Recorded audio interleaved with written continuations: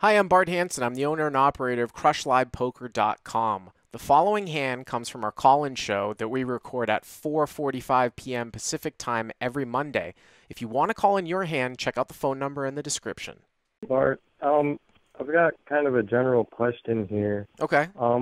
About 5 years ago, you had David Chan on the podcast, and you guys talked about how it's better to be a fish fryer than it is, to study against, I guess, better players.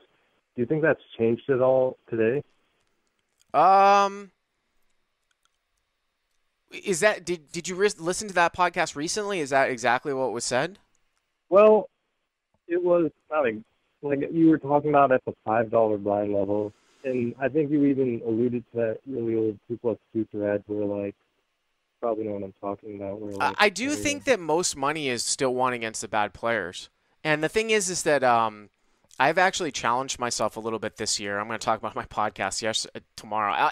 It's unfortunate that I've run pretty badly in big games this year so far. Like, I got set over set coolered and had lost aces in a 3-bet pot in a session of 20-40 no limit at Commerce on Saturday. So you look at like 150 to 200 big blinds. It's like a $6,000 to $8,000 stack each time.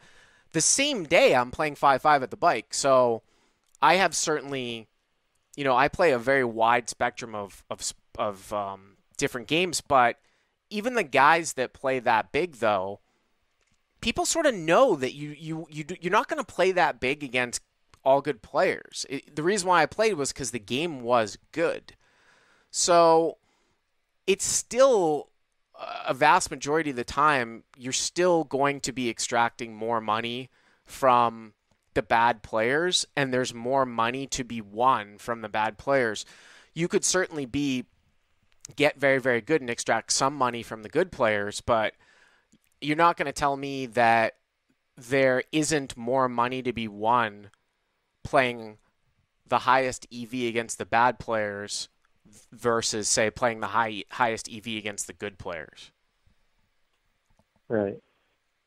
Yeah, I totally agree. I just wanted to get your thoughts on it, and like more specifically. Now, I don't want that shouldn't be an excuse to improve your game or to get better. Certainly, Sure. that shouldn't be an excuse. And a lot of times, really good players that play against very good competition, they do not necessarily play the best against the bad players. But if they're really the best and they're constantly playing in the highest games, then probably their win rates are higher. They're making more money because they're playing at the highest level. But they would have to change their games to beat the really, really good. It's the really, really bad players, or beat them for the most amount of money, basically. Yeah. So is that? Yeah, so just specifically talking about the $5 blind level, right? If you had to tell someone like X percentage you should be studying how to exploit the fish and learning their tendencies, and like Y percentage more advanced theory, do you think you can give like a rough estimate? Dude, you want me to split off the percentage of study versus I don't know. fish exploiting I know versus being a good player? I don't know. I mean, I don't think the fish exploit. exploitation is really anything that's like rocket science. I mean, it's almost like playing a tournament like with under a 15 big blind cap. I mean, once you learn it, you should be okay with it. What can sometimes happen though, but I certainly think it has improved my game, is sometimes when you start to learn more of the advanced concepts, the optimal play, the equilibrium stuff, it can sort of hurt your game a little bit. And I think it's hurt my game at the lower levels for sure. Everybody goes through that though. You know what I mean? Like, I went through that recently. Yeah, I mean, everybody goes through that. I tried to raise the river against like a guy I should never be bluffing against. Or just call too much. I mean, I'm going to be going through a bunch of 5-5 hands over the next, over the next few weeks, and obviously over at the World Series too, where, I've made some bad calls recently at 5-5.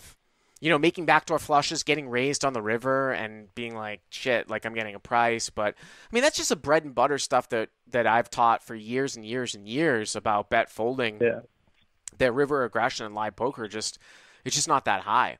and a lot of times you're just not getting the correct pot odds, to call. What I will say though is that the reason why I've sort of hopped into some bigger games and why I probably will be playing mostly No Limit over the summer, which will actually be a first time for me because usually I play 08, but I feel like after the first weekend, from what I've heard, there can be some good, big, straight No Limit games.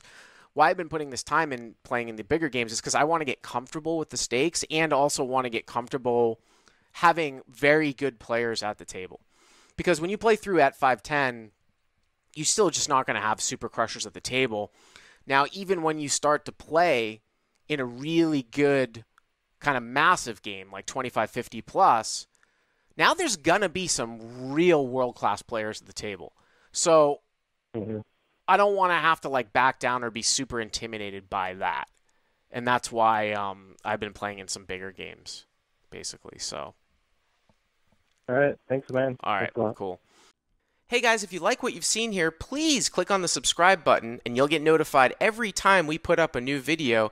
And if you want to check out CrushLivePoker.com for the first month free, use the code YTA200. Click on the link right there.